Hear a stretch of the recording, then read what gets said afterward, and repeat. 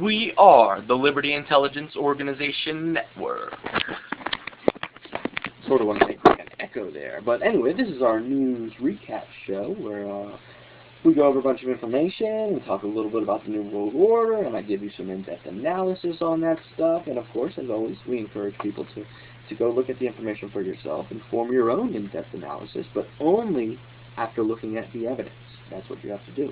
And I only link to certain things, but you have to keep in mind that I've been researching this stuff now since I was 11 years old, since I started working on my science fiction novel. So it's been an extended period of time.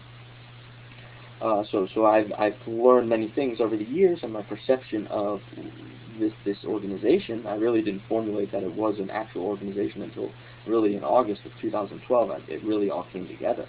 But it was a long process, and again, that's what it's about. But knowing the process and knowing the information now, I want to get it out there as quickly as possible in a coherent fashion to awaken others, because that's really what it's all about. As I've mentioned before, we don't have to have a violent revolution or violent uprising against this tyrannical criminal organization that's taking control of our planet.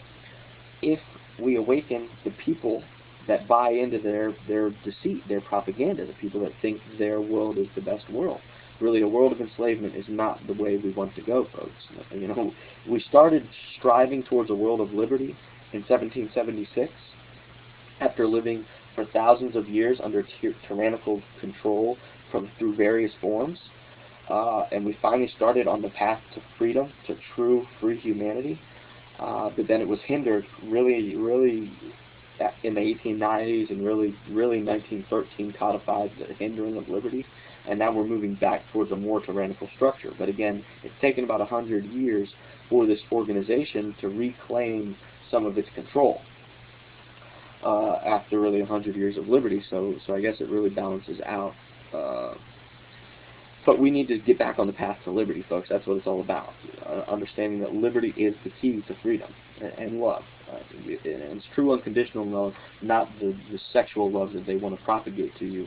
You love your brother the way Jesus talked about loving your brother, the way that many other prophets who from other religions and other cultures have said, you know, you have to learn to love your neighbor, respect your neighbor, help your neighbor, teach your neighbor.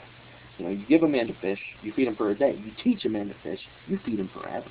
And that's what this is all about. You give a man a taste of liberty, he has liberty for whatever you give him that taste in.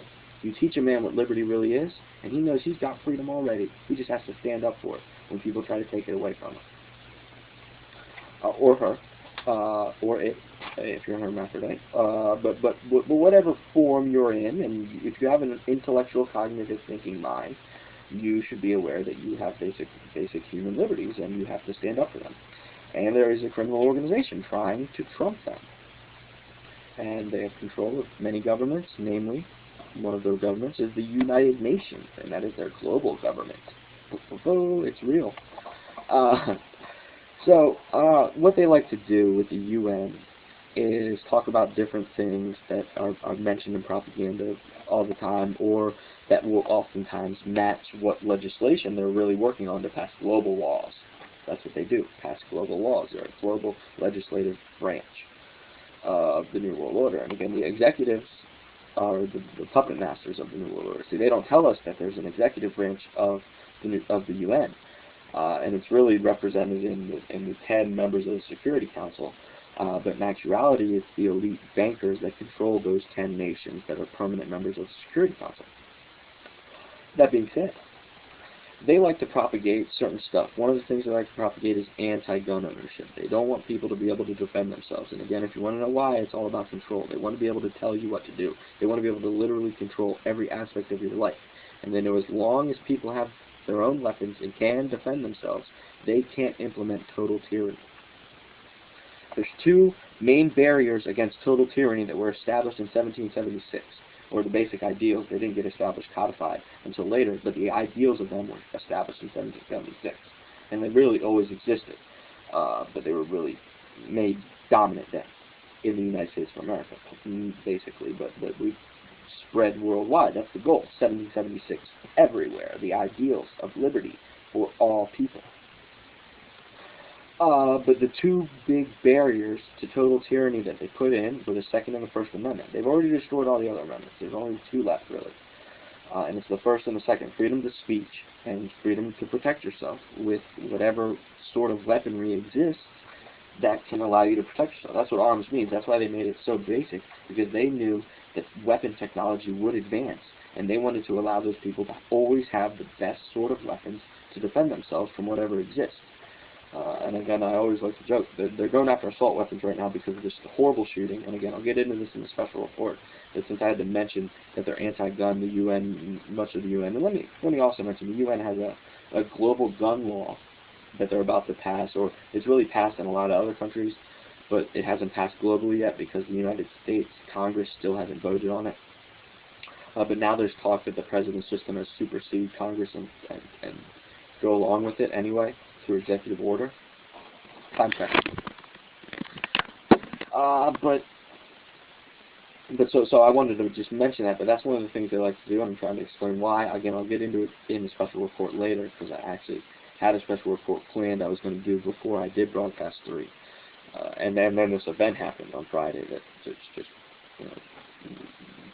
sort of fit in automatically with all this stuff. But like I like to say, that when they cross those lines, the lines of freedom of speech or the lines to freedom to protect yourself with a firearm, and really in the future, if they create like laser weapons, it's the freedom to protect yourself with a laser weapon. If after that they create like invisible pulse rays, it's the freedom to protect yourself with an invisible pulse ray.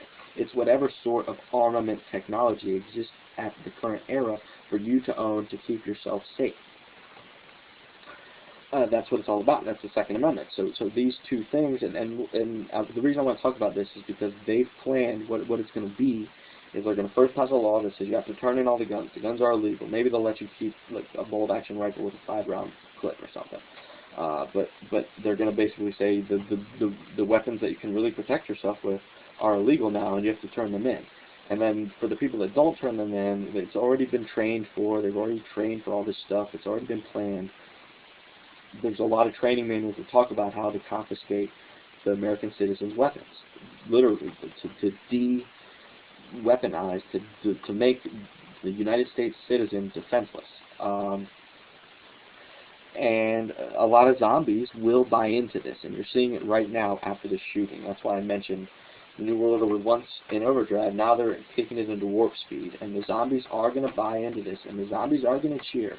When let's say you own a rifle and you just keep it in the house just for that offhanded chance that either a burglar breaks in and tries to harm your family, or a crazed mass shooter is shooting up your neighborhood, or the army decides they're going to roll in and kill you, or the United States military and government collapse and a foreign army moves in to conquer. You just have a rifle on the off chances. On the chance you need to protect yourself with that rifle, you have it.